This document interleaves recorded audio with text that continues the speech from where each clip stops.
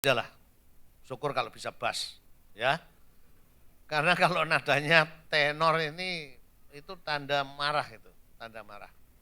Saya sama istri sudah saya praktekkan ini ya. Jadi misalnya begini, sekali waktu saya habis pulang pelayanan sudah mau pergi lagi, gitu. Lalu kalau minta izin itu kadang-kadang istri nadanya bisa berbeda.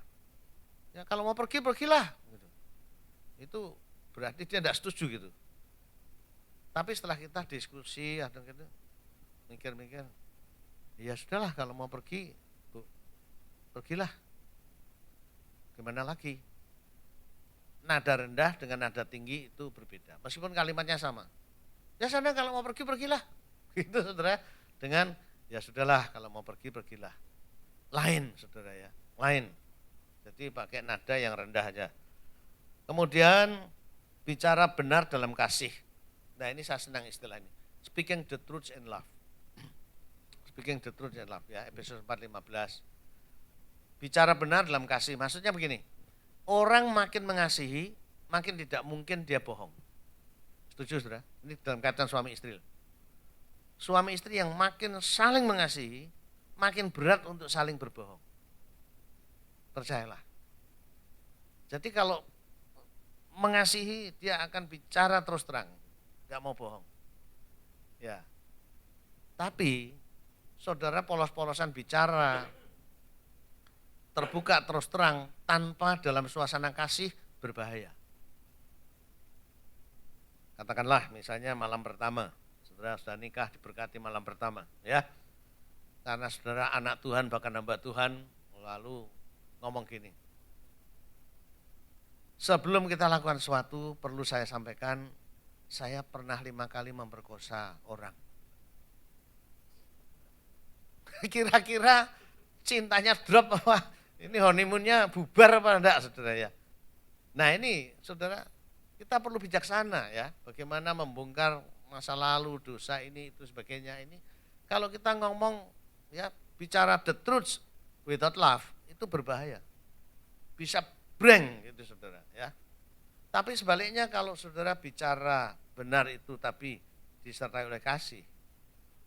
Itu yang bagus. Bahkan saudara tidak mungkin berbohong kalau mengasihi. Saya kasih contoh kasus yang kemarin saya juga ceritakan pada istri-istri. Sekali waktu saya diundang untuk menjadi penengah, salah seorang direktur Yamaha Musik, dia selingkuh. Tapi dia mau betul-betul bertobat dan mau menyelesaikan itu dengan istrinya. Nah mengapa dia minta saya sebagai penengah? Karena dia khawatir nanti kalau makin salah ngerti, marah atau apa, lalu jadi saksi dan sebagainya, jadi penengah. Begitu. Karena dia belum tahu apakah istrinya sudah tahu kalau dia selingkuh atau enggak. Nah, lalu yang saya terharu, ini saya tanya, kamu sudah lama selingkuh? Sudah Pak. Lah istrimu sudah tahu. Lah ya itu yang saya belum tahu apakah istri saya sudah tahu apa belum gitu. Tapi saya mau ngaku, saya mau selesaikan. Tolong Bapak jadi penengah, mediator. Nah mengapa kamu sudah lama kok mau ngaku kalau kamu selingkuh? Mengapa saya tanya? Saya tidak tahan Pak, tidak tahan untuk tidak mengaku. Karena istri saya itu luar biasa, entah dia itu tahu atau tidak tahu, dia tetap mengasihi saya, tetap melayani saya, tidak ada perbedaan. Dan makin dia mengasihi saya makin KO Pak. Saya makin tidak tahan untuk bohong. Jadi saya mau mengaku dosa depan bapak, depan istri saya. Oke? Lalu dia ngomong sama istrinya gini. Jangan marah ya. Dia sampai hati-hati dulu gitu, jangan marah dulu ya. Saya mau ngaku dosa ini. Dosa apa? Gitu istrinya. Dosa apa? Kamu sudah tahu apa belum? Loh, itu dosa apa? Gitu. Ngomongnya itu sampai hati-hati gitu saudara ya. Dosa apa? Saya selingkuh. Kamu sudah tahu apa belum? Oh sudah lama saya tahu. Ternyata istrinya sudah lama saya tahu. Loh, jadi kamu sudah lama sudah tahu. Sekarang saya mau beres-beresan. Saksinya ini Pak Andreas. Kamu mau mengampuni enggak? Lalu istrinya jawabnya apa?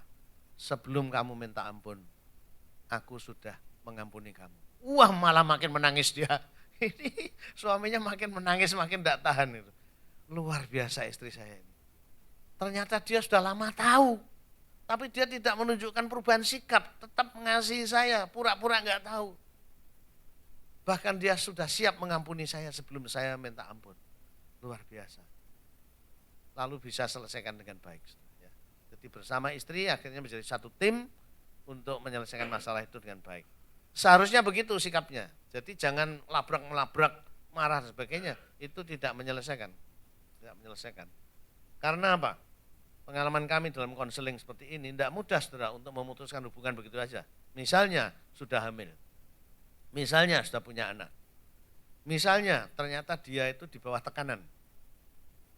Kalau kamu tidak ngawini perempuan ini adik saya bunuh misalnya begitu.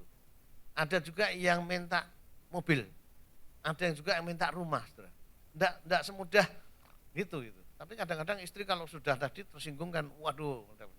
Nah ini, tapi istri yang bijaksana. Dia rela menyumbangkan uangnya untuk menyelesaikan kasus ini. Satu hal yang luar biasa. Nah inilah hal-hal seperti itu saudara ya. Karena itu juga menyangkut keamanan, menyangkut hukum, menyangkut dana juga begitu saudara ya. Nah ini, speaking the truth in love. Mengungkapkan perasaan. Jadi kalau saudara mau marah sebagai suami ya, dan ini sudah saya terapkan baik kepada istri maupun pada anak-anak, itu lebih bagus secara oral. Jadi marah itu, kejengkelan itu diteorikan itu. Tahu saudara ya, secara oral.